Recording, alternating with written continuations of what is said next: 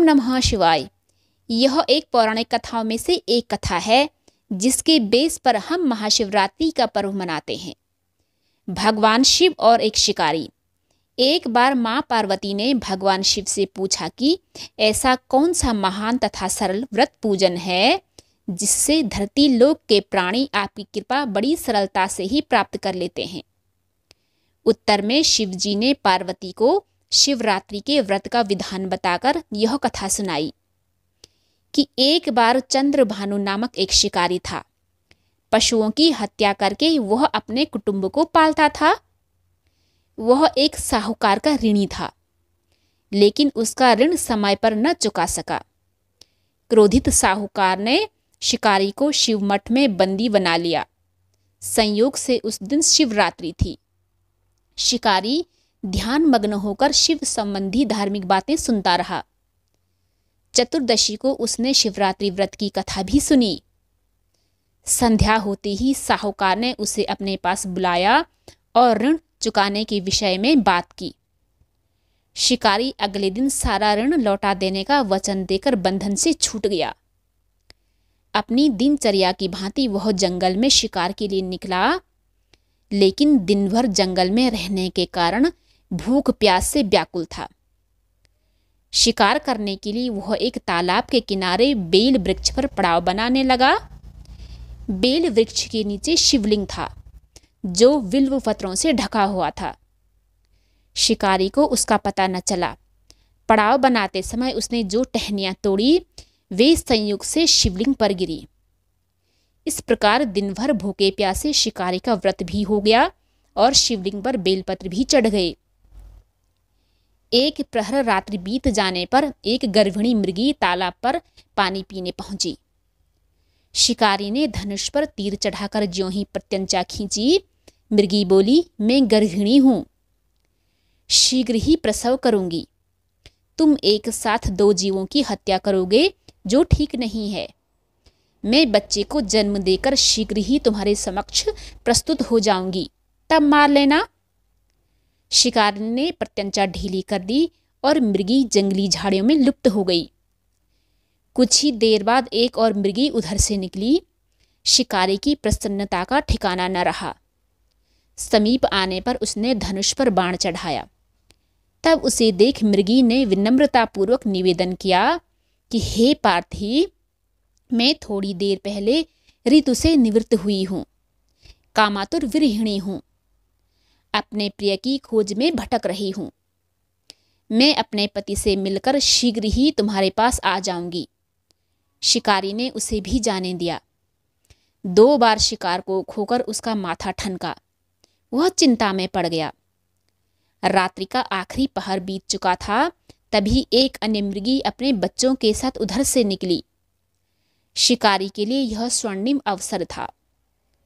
उसने धनुष पर तीर चढ़ाने में देर नहीं लगाई। वह तीर छोड़ने ही वाला था कि मृगी बोली, हे पार्थी, मैं उन बच्चों को इनके पिता के हवाले करके लौट आऊंगी। इस समय वह शिकारी हंसा और बोला कि सामने आए शिकार को छोड़ दूं, मैं ऐसा मूर्ख नहीं। इससे पहले मैं 2 बार ऐसा अपना शिकार खो चुका हूं। मेरे बच्चे भूख प्यास से तड़प रहे होंगे। उत्तर में मृगी ने फिर कहा, जैसे तुम्हें अपने बच्चों की ममता सता रही है, ठीक वैसे ही मुझे भी। इसीलिए सिर्फ बच्चों के नाम पर मैं थोड़ी देर के लिए जीवन दान मांग रही हूं। हे पार्थी, मेरा विश्वास कर, मैं इन्हें इनके पिता के पास छोड़कर तुरंत लौटने की प्रतिज्ञा करती हूं। मृगी का दीन स्वर सुनकर शिकारी को उस पर दया आ गई। उसने उस मृगी को भी जाने दिया। शिकार के अभाव में बेल वृक्ष पर बैठा शिकारी बेलपत्र तोड़ तोड़कर नीचे फेंकता जा रहा था। पाँव फटने को हुई तो एक हष्टपुष्ट मृग उसी रास्ते पर आया। शिकारी ने सोच लिया कि इसका शिकार वह अवश्य करेगा। शिकारी की तनी प्रत्यंचा देखकर मृग विनीत स्वर में बोला, हे पारधी भाई, यदि तुमने मुझसे पूर्व आने वाली 3 मृगियों तथा छोटे छोटे बच्चों को मार डाला है तो मुझे भी मारने में विलंब न करो, ताकि मुझे उनकी वियोग में एक क्षण भी दुख न सहना पड़े। मैं उन मृगियों का पति हूं। यदि तुमने उन्हें जीवन दान दिया है तो मुझे भी कुछ क्षण का जीवन देने की कृपा करो। मैं उनसे मिलकर तुम्हारे समक्ष उपस्थित हो जाऊंगा। मृग की बात सुनते ही शिकारी के सामने पूरी रात का घटनाक्रम घूम आया। उसने सारी कथा मृग को सुना दी। तब मृग ने कहा कि मेरी तीनों पत्नियां जिस प्रकार प्रतिज्ञाबद्ध होकर गई हैं, मेरी मृत्यु से अपने धर्म का पालन नहीं कर पाएंगी। अतः जैसे तुमने उन्हें विश्वास पात्र मानकर छोड़ा है, वैसे ही मुझे भी जाने दो। मैं उन सबके साथ तुम्हारे सामने शीघ्र ही उपस्थित होता हूँ। उपवास, रात्रि जागरण तथा शिवलिंग पर बेलपत्र चढ़ने से शिकारी का हिंसक हृदय निर्मल हो गया था। उसमें भगवत शक्ति का वास हो गया था। धनुष तथा बाण उसके हाथ से सहज ही छूट गया। भगवान शिव की अनुकंपा से उसका हिंसक हृदय कारुणिक भावों से भर गया।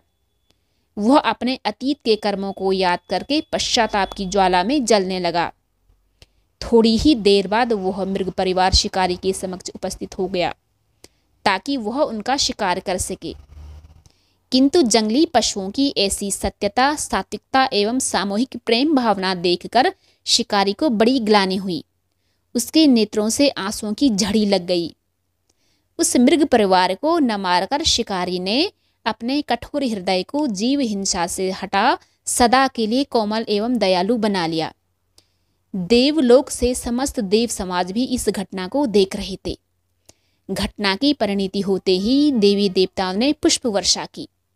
तब शिकारी तथा मृग परिवार मोक्ष को प्राप्त हुए।